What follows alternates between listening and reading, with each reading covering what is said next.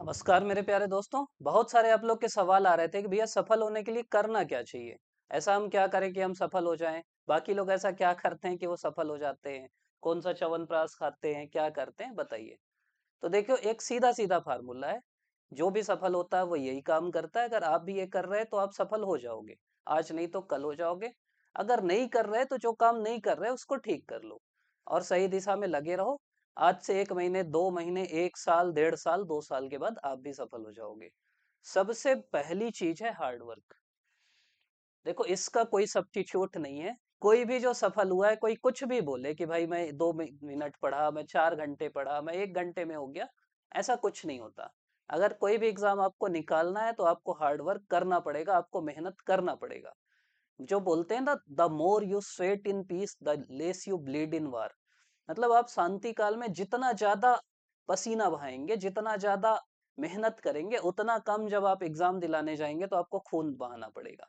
तो मेहनत करना पड़ेगा, अच्छे से मेहनत करना पड़ेगा। और आप तो किस्मत वाले हो कि आपके सामने कोई प्रतिकूल परिस्थितियां नहीं है। मतलब आप कहानियां देखेंगे ना, जो छत्तीसगढ़ में ही टॉप कर करके आए हैं, टॉपर बने हैं, उनकी कहानी देखोगे आपको लगेगा यार इतनी मेहनत तो हम नहीं कर पाएंगे। किसी के घर में कोई कैजुअलिटी हो गई तो भी वो मेहनत करके बन गए। किसी के घर में प्रतिकूल परिस्थितियां आ गई तो बन गए। किसी के घर में कोई और दिक्कत थी, पैसे की दिक्कत थी, तो बन गए। अभी उत्तरा कुमार जी से बात हो रही थी, वो बता रहे थे, मतलब मैं एक बार बताया भी आपको, और वो मैं इसलिए बार बार बता रहा हूँ कि आपको पता रहना चाहिए। मतलब आप बहुत किस्मत वाले हो। वो बताए, पहले वो जॉब करते थे, जॉब छूट गई। 10 साल करीब जॉब किए, वो करीब 30 साल के हो गए। फिर उनको लगा कि नहीं, अब कुछ तो करना है। तो उसके बाद वो तैयारी चालू की। आर्थिक स्थिति बहुत ज्यादा अच्छी नहीं थी। घर से भी बहुत कोई सपोर्ट नहीं था। परिवार था, बच्चा था। वो बोले मेरे को पढ़ना है, अच्छे से पढ़ना है। वो फिर पढ़ाई चालू किए। और ऐसे ही बता रहे थे, हंस के ही बताए, बोले कि मतलब बहुत पढ़ता था। मतलब रात रात भर पढ़ता था, क्योंकि बोले मेरे पास 2 साल का पैसा था। और पैसा इतना था जिससे बस चल जाए जिंदगी। मतलब ऐसा भी नहीं कि बहुत ज्यादा पैसा है। और वो उस स्थिति में पढ़े। बताया कि एक बार पढ़ रहा था, बच्चा रो रहा था, बच्चे की तबीयत खराब हो गई और उसको दवाई देने के लिए पैसा नहीं था। और उसके बाद देखिए, दो स्थिति आती है। एक होता है कि आदमी वो हो जाता है कि चलो यार कोई छोटी मोटी नौकरी कर लेते हैं। दूसरा इंसान बोला कि नहीं, मेरे को पढ़ना है, इसकी स्थिति बदल रहा है, मेरे को इसको इस स्थिति से हटाना है। और उस मेहनत करते करते वो आज रैंक ले आए। तो ऐसे ना बहुत सारे उदाहरण हैं। मतलब मैं आपको ये समझा रहा हूँ कि मेहनत हर आदमी करता है जो इस फील्ड में है। जो सफल होता है, बिना मेहनत के कोई सफल नहीं होता। तो पहला काम आपको करना है हार्ड वर्क। ये सब जो देखे के कि 4 दिन में कैसे बने, 10 दिन में कैसे बने, कुछ नहीं होता। लेकिन दूसरी चीज भी बहुत जरूरी है। ऐसे बहुत सारे लोग हैं जो बहुत मेहनत करते हैं लेकिन फिर भी सेलेक्ट नहीं हो पाते। मतलब देखो, पहली चीज तो हार्ड वर्क है। मतलब मैं ऐसा समझाऊं, ये जो आधार है ये तो हार्ड वर्क है। ये नहीं करोगे तो बनना ही नहीं है तुमको। मतलब मेहनत तो लगेगी, लेकिन उसके ऊपर आपको स्मार्ट वर्क भी करना पड़ेगा। केवल मेहनत कर रहे, केवल भिड़े पड़े हो, पढ़ रहे 10-10 घंटे, लेकिन आपको पता ही नहीं क्या पढ़ना है, पता नहीं किससे पढ़ना है, पता नहीं कितना पढ़ना है, किस चीज को कितना पढ़ना है, तो भी नहीं हो पाएगा। तो आपको स्मार्ट वर्क होता है कि आपको सही सोर्स रखना है। पहली चीज, सोर्स सही रहे। और सोर्स लिमिटेड रहे। ये नहीं कि आप हिस्ट्री की 4 किताब लेके बैठे हो और पूरा हिस्ट्री पढ़ रहे। एक बच्चे का भी मैसेज आया कि भैया अभी अगले महीने मेंस है, मैं पिछले 1 महीने से केवल इतिहास पढ़ रहा था। तो वो सही रणनीति नहीं, उसका कभी सिलेक्शन होगा क्या? लेकिन वो इतिहास अच्छे से पढ़ रहा था, लेकिन तो भी सिलेक्शन नहीं होगा, क्योंकि सही रणनीति नहीं है। तो आपको एक तो सोर्स सही रखना पड़ेगा, सही रणनीति बनाना पड़ेगा, सोर्स लिमिटेड रखना पड़ेगा। एक ही चीज को आपको बार बार पढ़ना। टॉपर्स के नोट्स देखना, वो लाल पीले काले हो जाते हैं क्योंकि वो उसी को बार बार पढ़ते हैं। दूसरा, आपको सिलेबस देख के पढ़ना पड़ेगा। हम लोग ना कुछ भी पढ़ते हैं। आप जिस एग्जाम की तैयारी कर रहे हैं उसका सिलेबस देखो, उसके हिसाब से पढ़ो। अभी बच्चे मंडी की तैयारी कर रहे हैं और उनको नहीं पता कि सिलेबस में क्या क्या लिखा है। वो पता रहना चाहिए। और तीसरा, पीवाईक्यू देखना पड़ेगा कि भाई कैसा सवाल आ रहा है, व्यापम के दूसरे कैसे सवाल आ रहे हैं, क्योंकि सवाल बनाने वाले तो वही होंगे। पीएससी का क्या ट्रेंड है, पीएससी का क्या पैटर्न है, प्रीवियस ईयर क्वेश्चन देखना पड़ेगा, तभी आपका एग्जाम निकलेगा। और हार्ड वर्क बस से नहीं निकलेगा, स्मार्ट वर्क करोगे तो फिर आप थोड़ा आगे बढ़ोगे। अगली चीज है इनपुट आउटपुट देखना। ये मैं बार बार बोलता हूँ। इनपुट आउटपुट मतलब होता है कि भाई आप ये देखो कि आप जो पढ़ रहे हैं उससे कितना आउटपुट मिल रहा है। वही मैं बोला कि कोई बच्चा एक महीने से इतिहास पढ़ रहा है जो 75 नंबर का आएगा, और वो पढ़ने के बाद भी उसका बहुत नंबर नहीं आएगा। तो आपको ये देखना है कि यार मेरे पास 60 दिन है, ये इतनी चीजें हैं, ये पढ़ना है, उस हिसाब से पढ़ना है। मतलब मैं सीधा तरीका बता रहा हूँ। मान लो कोई चीज 100 नंबर की है, आप कोई व्यापम का एग्जाम दिला रहे, 100 नंबर का है, उसमें 10 नंबर का करंट अफेयर आ रहा है, और आप सोच रहे हैं कि मैं आखिरी के एक दिन करंट अफेयर पढ़ लूं और हो जाएगा। आपके पास अगर 100 दिन है तो आपको 10 दिन करंट अफेयर पढ़ना है, सीधा सा लॉजिक है। अगर पीएससी 100 नंबर का आता है, 50 इंडियन जीएस आता है, 50 सीजी जीएस आता है, तो आप जितना समय पढ़ रहे हैं उसका आधा समय छत्तीसगढ़ जीएस पढ़ना है। सीधा लॉजिक, जो जितने नंबर का है उसको उतना समय देना है। कुल मिला के ये नहीं कि हम इसको कम दे दिए। अभी आप मेंस लिखने वाले हो, ऐसे पूरा एक पेपर आता है, आप उसको समय नहीं दोगे तो फिर आप कोई फायदा नहीं। सीधी सी चीज, जो जितने नंबर का उतना समय, उस हिसाब से समय बांट देना। आपके पास 7 दिन है, 7 दिन को ऐसे बांट दो। आपके पास 200 घंटे हैं, उनको वैसे बांट दो। अगली चीज है रिवीजन, ये कम लोग समझ पाते हैं। वही मैं बोल रहा हूँ, जब आप एक ही सोर्स रखोगे ना तो उसको बार बार पढ़ोगे। जब बार बार पढ़ोगे तो वो याद होने लगेगा। किसी को सब कुछ याद नहीं, आपको मेरे को कई लोग बोलते हैं भैया इतना याद कैसे रख लेते हो, मेरे को भी याद नहीं रहता भाई। इसलिए याद नहीं रहता क्योंकि वो इंसानी स्वभाव है, सब कुछ हम याद रख ही नहीं सकते। वही याद रहता है जो हम लगातार पढ़ते हैं, बार बार पढ़ते हैं, कई बार पढ़ते हैं। तो इसीलिए मैं बोल रहा हूँ, आप 10 किताब पढ़ोगे तो कुछ याद नहीं रहेगा। आप एक किताब पढ़ो, 2 बार पढ़ो, 3 बार पढ़ो, 4 बार पढ़ो, 5 बार पढ़ो, पढ़ पढ़ के याद कर लो। याद आ जाए कि ये चीज इस किताब में यहाँ पे लिखी। अगली चीज है प्रॉपर प्लानिंग करना। वही मैं बोला कि यार आप जो भी एग्जाम दिलाने वाले हो आपके पास प्लानिंग हो। आप मान लो अगले साल प्रीलिम्स दिलाने वाले हो, आपकी प्लानिंग होना चाहिए कि प्रीलिम्स के बाद तो मेंस ही लिखना है। तो अभी मैं मेंस की तैयारी कर लेता हूँ जुलाई अगस्त तक, उसके बाद प्री कम मेंस करूंगा, फिर केवल प्रीलिम्स पढ़ूंगा अक्टूबर नवंबर से। एक आपके दिमाग में प्लानिंग होना चाहिए कि मैं क्या दिलाने वाला हूँ। पहली चीज ये नहीं कि अब ये एग्जाम आया वहां कूद गए, वो आया वहां कूद गए, फिर वो आया वहां कूद गए, वो आया वहां कूद गए, फिर कूदते ही रहे। आपका एक प्रॉपर प्लानिंग हो कि भाई ये मेरे को दिलाना है, ऐसे दिलाना है, ये करना है, इतना पढ़ना है, ये करना है। तो उस प्लानिंग से फिर आप आगे बढ़ोगे, तभी आप सेलेक्ट होगे। अगली चीज है टाइम मैनेजमेंट, ये नहीं कर पाते लोग। अब सबके पास उतना ही समय, हर किसी के पास 86,400 सेकेंड है एक दिन में। अब वो यूज कैसे कर रहे हैं वो आपके हाथ में है। तो समय को मैनेज करो। मैं कहीं पढ़ा था समय उड़ा जा रहा है, सही में समय उड़ रहा है। तो आपको क्या करना है, समय को सही से मैनेज करना है कि भाई ये इतना समय सबके पास है। ऐसा तो नहीं कि किसी के पास ज्यादा समय है, किसी के पास कम समय है। तो आप उसी समय को अच्छे से मैनेज करना है कि कैसे हम समय को अच्छे से यूज करें, अच्छे से पढ़ें।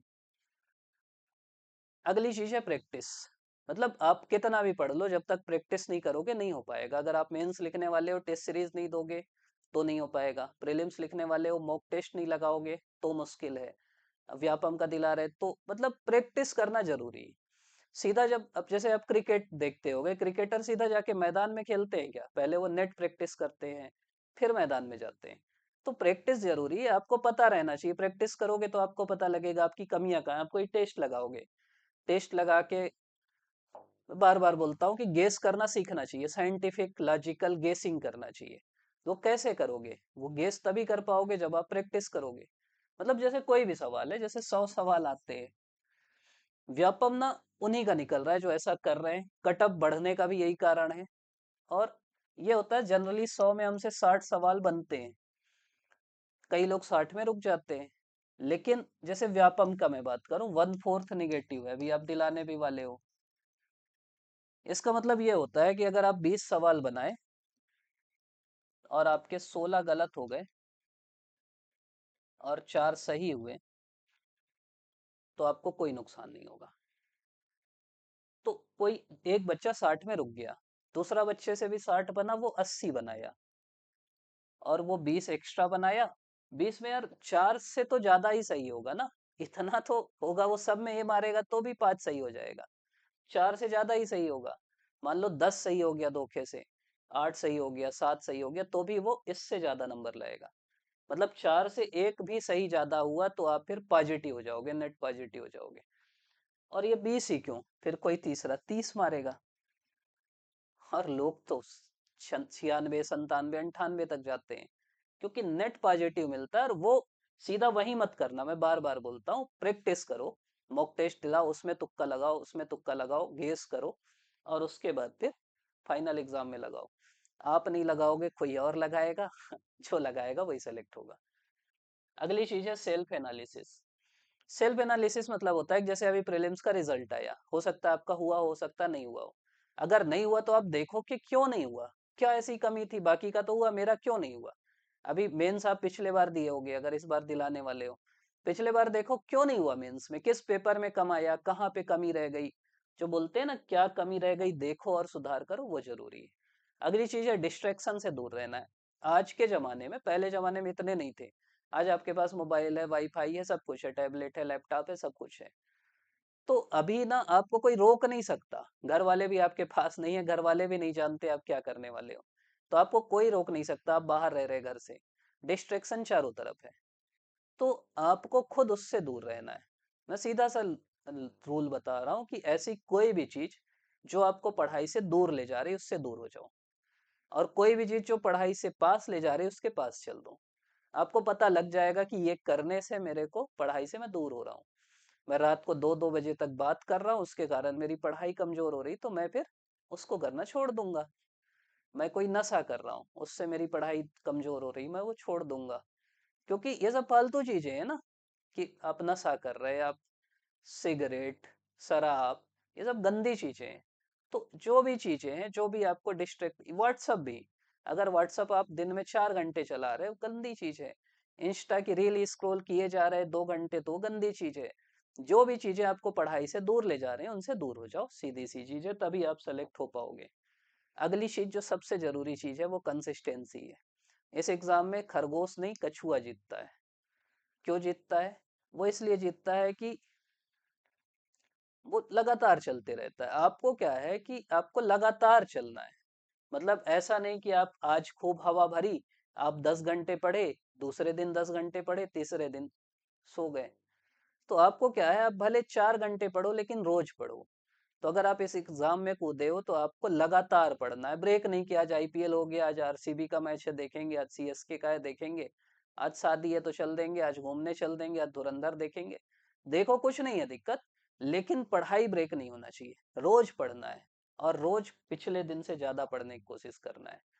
अगली चीज है खुद पे ध्यान देना। कई बार क्या होता है कि तैयारी करते करते हमारी तबीयत खराब हो जाती है, हम अस्वस्थ होने लगते हैं, देख के दया आती है। तो ऐसा नहीं करना है भाई, मस्ती से तैयारी करो ना। जब तक खुद स्वस्थ नहीं रहोगे, कुछ नहीं होगा। पहला सुख निरोगी काया है। तो अपने आप को ठीक रखो, अपनी तबीयत ठीक रखो, ध्यान करो, एक्सरसाइज करो, मेडिटेशन करो, योग करो, जो करना है करो, टहलो, घूमो, लेकिन अपनी तबीयत ठीक रखो, खेलो कूदो, सब करो। और आखिरी में पॉजिटिव माइंडसेट रखो। देखो, दो टाइप के लोग रहते हैं, एक रोने वाले कि मेरे पास कुछ नहीं है, मेरा ये भी नहीं हुआ, मेरा वो भी नहीं हुआ, मेरा ऐसा नहीं हुआ, मेरा वैसा नहीं हुआ, मेरी किस्मत खराब है, कोचिंग वाले सही नहीं है, पीएससी खराब है, व्यापम खराब है, ये मॉडल आंसर गलत है, ये टीचर खराब है, ये किताब खराब है, मेरे घर वाले खराब है, मेरी घरवाली खराब है। मतलब बस रोना है। उनके पास आप जाओगे ना, उनके साथ बैठोगे तो दिमाग की दही हो जाएगी। मेरे पास भी बहुत सारे मैसेज आते हैं, पूरा 4 पैराग्राफ रोते हुए कि सर ये भी है, ये भी है, ऐसा है, वैसा है। मेरा दिमाग निगेटिव हो जाता है कि भाई इतना कैसे निगेटिव रहोगे। इस एग्जाम को अगर निकालना है ना, तो पॉजिटिव रखो माइंडसेट। भाई परेशानी सबके साथ है, मैं शुरू में इसीलिए उत्तरा कुमार जी की कहानी सुनाया कि उनसे ज्यादा परेशानी है क्या आपके पास। आपको क्या करना है, पॉजिटिव रहना है कि भाई मेरा ही होगा, मेरे को पढ़ना है। अच्छी चीजें बताओ ना, कि मेरे पास ये भी है, मेरे पास इतने संसाधन है, दूसरे तो तैयारी कर नहीं पाते। मतलब ऐसे बहुत सारे बच्चे हैं जो तैयारी करना चाहते हैं और नहीं कर पाते, क्योंकि घर वालों का सपोर्ट नहीं है, पैसा नहीं है। तुम्हारे पास घर वालों का सपोर्ट है, पैसा है, तुम तैयारी करने आ गए, तुम्हारे पास मोबाइल है, तुम वीडियो देख रहे। तो यही बहुत बड़ी बात है, तुम दुनिया के 60-70% बच्चों से ज्यादा लकी हो। अब तुम रहोगे कि ये नहीं, वो नहीं, ऐसा नहीं, वैसा नहीं, तो फालतू चीजें हैं। भाई जो है उसके लिए ग्रेटिट्यूड रखो, उसके लिए धन्यवाद दो भगवान को। तुम जिंदा हो, सबसे बड़ी बात। इंसान हो, वो दूसरी बात। तुम ठीक ठाक हो, तुम्हारी आंख ठीक है, तुम्हारा कान ठीक है, तुम्हारा शरीर ठीक है, तुम बीमार नहीं हो, खून ठीक है तुम्हारे अंदर। कि मतलब दुनिया के ना तुम 10% लकी लोगों में से हो, अगर इतना भी है, और तुम पीएससी की तैयारी कर रहे। तो जो है उसके लिए धन्यवाद दो भगवान को, और जो नहीं है उसके लिए प्रयास करो, और ये सोच के कि मैं कर लूंगा। मैं ये भी कर लूंगा, मैं वो भी कर लूंगा, मैं एग्जाम फाइट करूंगा, मैं जीतूंगा। तो ये माइंडसेट रखो, पॉजिटिव माइंडसेट रखो, विनर का माइंडसेट रखो, तभी तुम निकाल पाओगे। तो ये सब चीजें हैं जो आप कर सकते हो।